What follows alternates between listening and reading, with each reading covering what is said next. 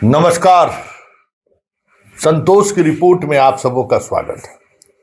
और आज हम संतोष की रिपोर्ट में जिस रिपोर्ट की चर्चा करने जा रहे हैं,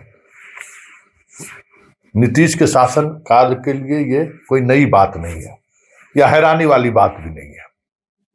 हाँ, ये अलग बात है कि आज ऐसे तमाम लोगों की कलम की स्याही सूख गई है जो एकलव्य का उदाहरण देते थकते नहीं थे या थकते नहीं कि किस तरीके से महाभारत के युद्ध से पहले एकलव्य का अंगूठा काट लिया गया था। वो अर्जुन से भी बड़ा धुरंधर हो सकता था, धनुर्धर हो सकता था, लेकिन आज हजारों हजार एकलव्य का अंगूठा वही काट रहा है जो एकलव्य के अंगूठा काटे जाने पर सवाल करते हुए थकते नहीं। जी हां, बात हम असिस्टेंट प्रोफेसर की बहाली की कर रहे हैं। 2020 में वैकेंसी निकली थी 4600 प्रोफेसरों की, असिस्टेंट प्रोफेसर की बहाली की। 2020 और 2026 अभी प्रक्रिया चल ही रहा है 50 विषय में। और उस बहाली में अब जो बातें सामने आ रही हैं चौंकाने वाली नहीं है, लेकिन आपको जानना चाहिए।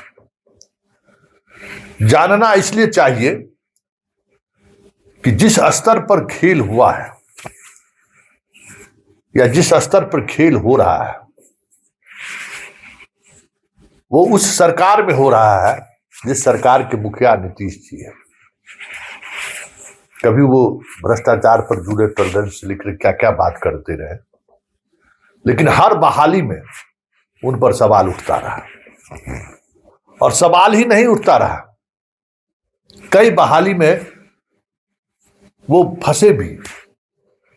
हाई कोर्ट से लेकर सुप्रीम कोर्ट तक सरकार के बहाली प्रोसेस पर खड़े, फिर भी कहते हैं ना कि उद्देश्य और नियत जब पहले से तय हो तो फिर इन सब बातों का कोई फर्क नहीं पड़ता है। इस बहाली प्रोसेस में जो नियमावली बनाई गई,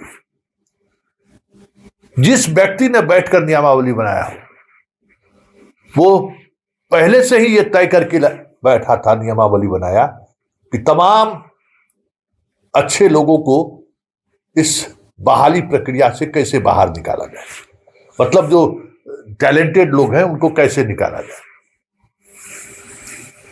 उस नोटिफिकेशन में बहुत सारी ऐसी बातें लिखी गई जिससे दिल्ली यूनिवर्सिटी में के विभिन्न कॉलेज में पढ़ाने वाले हजारों छात्र इस बहाली से वंचित रह गए। जेएनयू वंचित रह गया, जामिया मिलिया वंचित रह गए। मतलब देश का जो टॉप लेवल का कॉलेज जहां पढ़ाने वाले एडहॉक पर पढ़ाने वाले लोग थे वो सारे लोग बाहर निकल गए। उनको उसका लाभ नहीं दिया गया। पढ़ाने का लाभ किसको दिया गया? जो नॉन कॉन्वेंट कॉलेज में कहीं पढ़ा रहे हैं, न बही न खाता, जो कहे वही सही।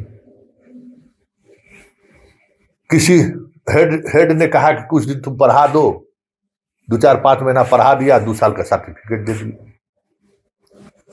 इस तरीके से बिहार में जो सर्टिफिकेट बटाया था, वैसे सर्टिफिकेट धारी लोगों को इस बहाली में तवज्जो दी गई और बहाली प्रक्रिया शुरू हो गई।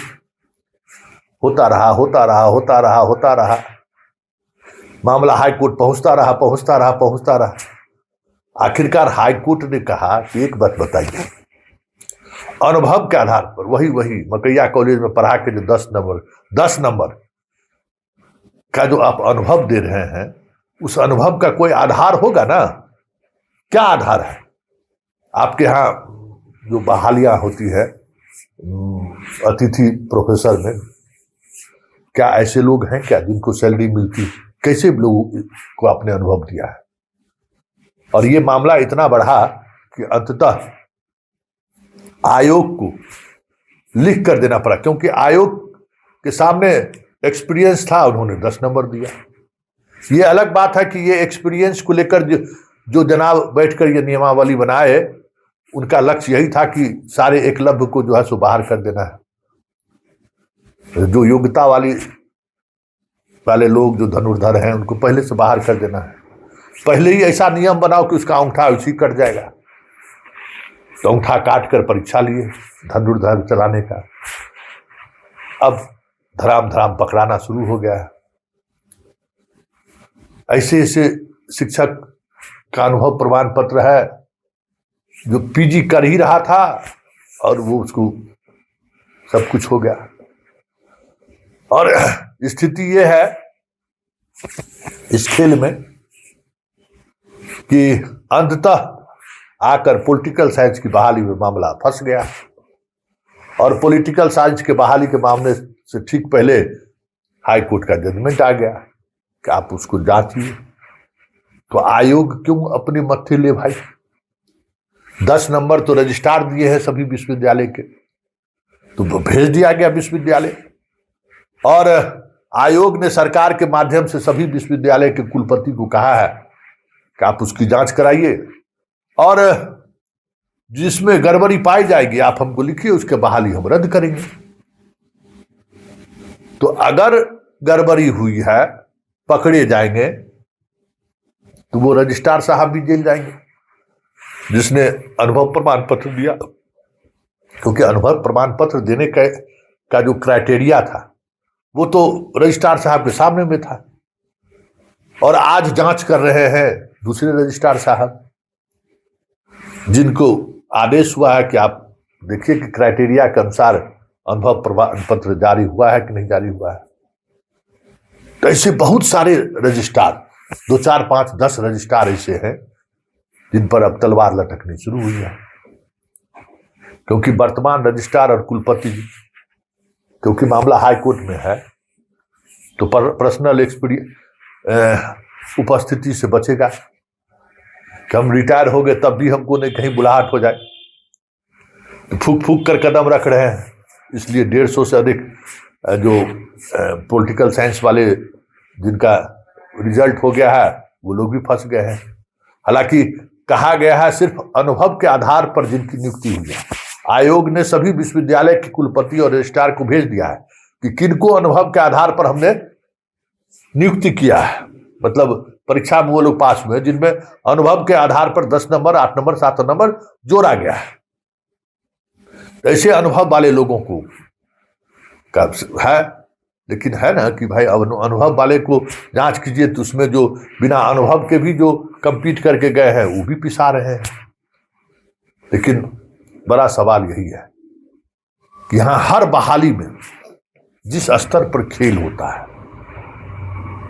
और कह सकते हैं कि नीतीश कुमार अपने शासनकाल में, 20 वर्षों के शासनकाल में अपॉइंटमेंट के मामले में जिस तरीके का खेल खेला गया है, उस खेल की वजह से जो पूरा इंस्टीट्यूशन ध्वस्त होने के कगार पर है, इस आरोप से या इस सच से नीतीश कुमार को कभी बरी नहीं किया जा सकता है।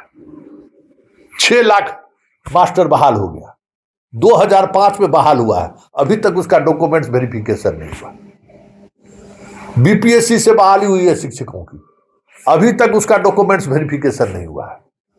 और जैसे जैसे वेरिफिकेशन होता है रोज 2, 4, 5 पकड़े जा रहे हैं, जेल भेजे जा रहे हैं। क्या मतलब है भाई? अब हमें आहारता नहीं है टीचर बनने का, और हम फर्जी आहारता लगाकर बन गए, तो बिना जांच किए हुए, चाहे संख्या कितना भी हो, आप कुछ ऐसा कर सकते हैं क्या?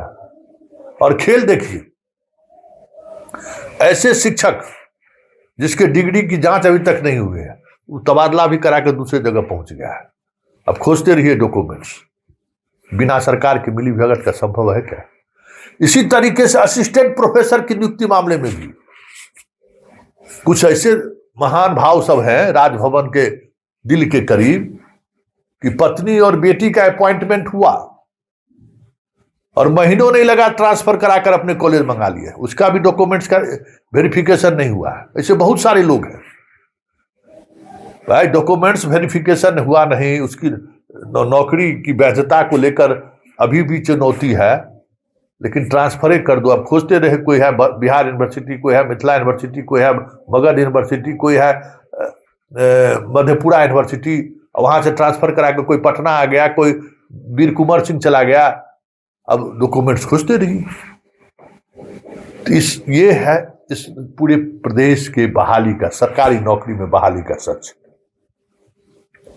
आज नीतीश बाबू हैं, इसलिए ये सवाल नहीं खड़ा हो सकता है कि एकलव्य का अंगूठा क्यों काटा गया। यही कोई और होते तो सवाल खड़े होते। आज तो सिस्टम में सारे लोग वही हैं जो एकलव्य के अंगूठा काटे जाने पर सवाल खड़े करते रहे। चलिए, फिलहाल संतोष की रिपोर्ट में इतना ही, इजाजत दीजिए, नमस्कार।